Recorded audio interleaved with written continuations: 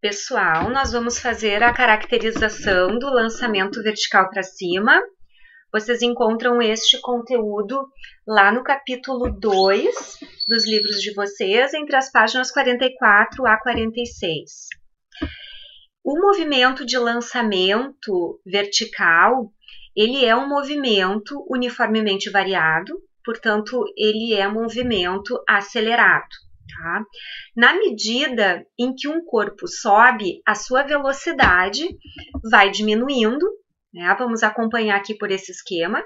Então, o corpo ele é lançado do solo, essa é a nossa trajetória, né? Onde a origem é o solo, então o solo é o nosso ponto referencial nesse movimento. Na medida que o corpo é lançado para cima, ele sofre ao mesmo tempo a força da aceleração da gravidade num sentido contrário. Portanto, essa velocidade diminui na medida em que o móvel se desloca para cima, até que ele atinja uma altura máxima, onde essa velocidade passa a ser zero, e o corpo ele inverte o seu movimento, passando a entrar em queda livre. No momento em que ele cai, ele sofre a ação da aceleração gravitacional no mesmo sentido, portanto, a sua velocidade aumenta. Esse movimento, então, passa a ser um movimento uniformemente variado acelerado, enquanto que lá no início, enquanto o corpo subia e a velocidade diminuía, esse corpo assumia um movimento retardado.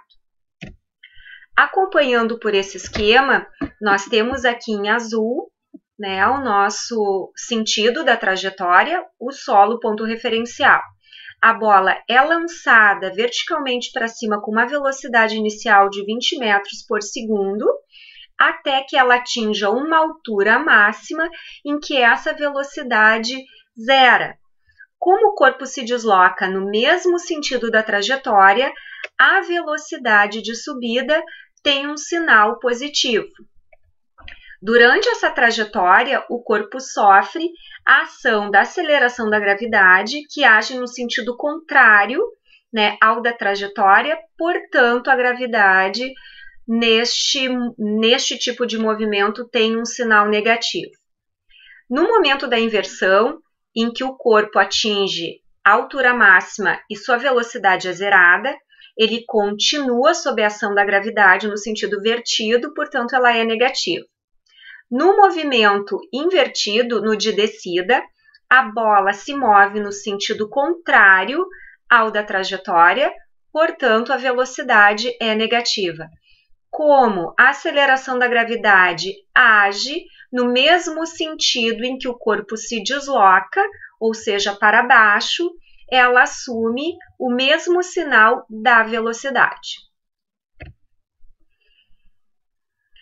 Vamos destacar, portanto, que a aceleração da gravidade tem sempre, né, um sentido contrário ao do referencial inicial, né? Portanto, ela é negativa no momento da subida.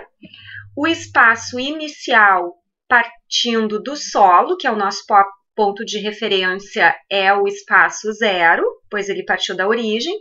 E aqui abaixo nós temos as equações, as mesmas já vistas para todo o movimento que é acelerado. O que muda aqui é que o sinal da aceleração ele é um sinal negativo em todas as fórmulas, certo? Na equação da função horária da posição, nós vamos usar a fórmula do sorvetão, mas é possível simplificar essa fórmula. Aqui nós temos que o espaço inicial ele é zero, portanto ele pode ser cortado da fórmula.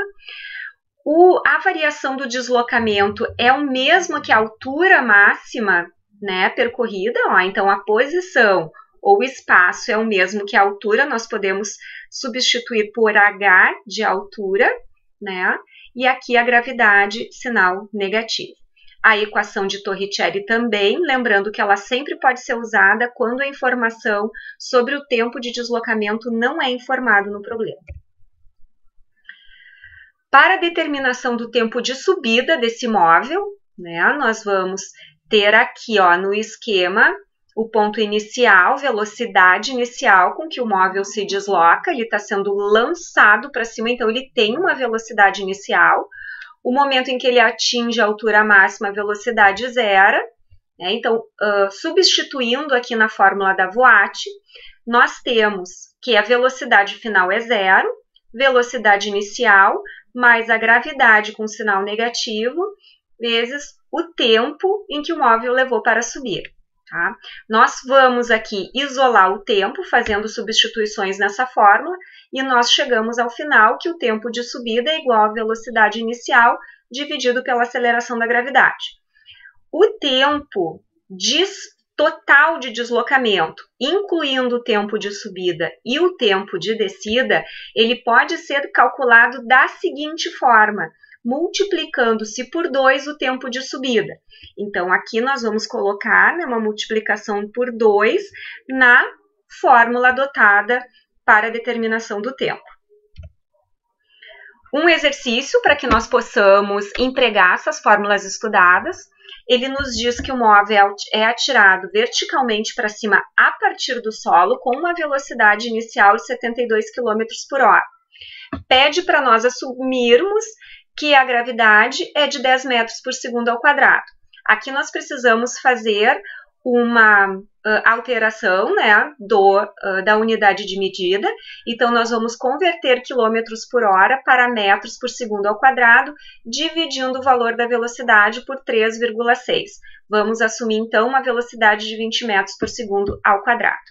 A letra A pede para nós determinarmos as funções horárias do espaço e da velocidade. Funções horárias do movimento. Então, vamos começar pela função do espaço.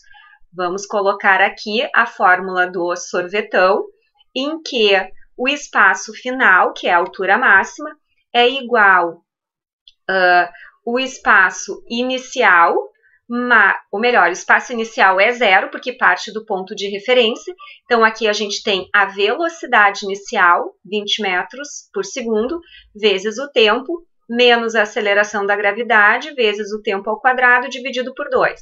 Dividindo o menos 10 por 2, nós teremos aqui menos 5. Então, essa passa a ser a equação da função horária do espaço deste móvel. Para nós calcularmos a função horária da velocidade, nós vamos pegar a equação Voigt e vamos substituir os valores que o problema nos dá. Então, nós temos que a velocidade inicial é 20, menos a gravidade, vezes o tempo. Próximo pedido do nosso problema é calcular o tempo de subida que o móvel levou para atingir essa velocidade zero, né? Então, quanto o móvel levou para se deslocar com uma velocidade de 20 metros por segundo. Nós temos, então, aqui a fórmula da Voigt, em que nós temos que a velocidade final é zero, né, o momento em que o móvel parou de subir, velocidade inicial 20, menos a aceleração da gravidade vezes o tempo. Isolando o tempo, nós temos 20 dividido por 10, 2 segundos esse móvel levou para atingir a altura máxima. Em C, pede exatamente qual foi a altura máxima atingida por este corpo. Então, nós temos aqui a função horária do espaço, né, para poder calcular a altura máxima atingida, já que ela equivale ao espaço percorrido. Então, nós temos aqui a velocidade inicial vezes o tempo de subida, nós já descobrimos que foi de 2 segundos, menos a gravidade, né, nós temos aqui, ó, vamos aplicar essa fórmula, portanto, a gravidade ela já foi dividida por 2, menos 5 vezes o tempo ao quadrado. Temos aqui que o espaço percorrido foi de 20 metros. Portanto, esse móvel, ele percorreu 20 metros com uma velocidade de 20 metros por segundo em 2 segundos. A próxima questão é, no tempo 3 segundos, qual foi a altura e o sentido do movimento desse móvel? Então, nós temos aqui tempo igual a 3 segundos, que é o pedido no problema, pede a altura e o sentido do movimento. Vamos aqui novamente aplicar na fórmula da função horária do espaço inicial, né, igual a velocidade, espaço final igual a velocidade inicial vezes o tempo, menos a aceleração vezes o tempo ao quadrado. Nós temos no final que esse espaço percorrido é de 15 metros. Até o instante 2, era um momento em que esse corpo estava se direcionando para cima. Então, aos 2 segundos, o móvel atinge a sua altura máxima. No próximo segundo, né, que é o tempo igual a 3 segundos, esse móvel já estava no movimento de queda livre. Né? Então, é um movimento direcionado para baixo. Sentido do movimento é para baixo. Então, aqui nós precisamos entender que durante 2 segundos, a altura máxima do móvel foi de 20 metros, foi a variação do espaço percorrido. O próximo segundo, esse móvel começou a descer. Ele desceu 5 metros, portanto, o espaço total percorrido, né, desde a origem até ali o tempo 3, foi de 15 metros. O próximo exercício pede o instante e a velocidade quando o móvel atinge o solo. Então, aqui, o que ele nos pede, na verdade, é o tempo que o móvel levou para subir e descer. Né? Então, o tempo de subida, nós vimos que foi de 2 segundos. O tempo de descida é exatamente igual. Então, nós multiplicamos por 2, nós temos que o tempo total de deslocamento desse móvel entre subida e descida de retorno ao solo foi de 4 segundos.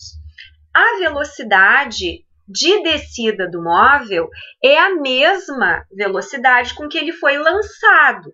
O que nós devemos apenas é trocar o sinal dessa velocidade, pois no movimento de descida, ele está no movimento contrário ao da trajetória. Né? Então, nós assumimos lá no início que o ponto referencial era o solo, num movimento vertical para cima. No momento em que o móvel desce, ele assume um movimento contrário ao da trajetória, portanto, a sua velocidade precisa assumir um valor negativo. Então, menos 72 km por hora ou menos 20 metros por segundo. Nós podemos verificar a veracidade desse valor aplicando aqui na fórmula da velocidade. Então, nós temos que a velocidade final, que é o pedido, é igual à velocidade inicial. Essa velocidade inicial é aquela do ponto máximo atingido, a partir de onde ele começa a cair. Então, essa velocidade ela é 0, menos a aceleração da gravidade vezes o tempo de 2 segundos, que é o tempo de descida, já que ele é o mesmo do tempo de subida. Né? Então, aqui nós multiplicamos o menos 10 por 2, nós temos uma velocidade de menos 10 metros por segundo.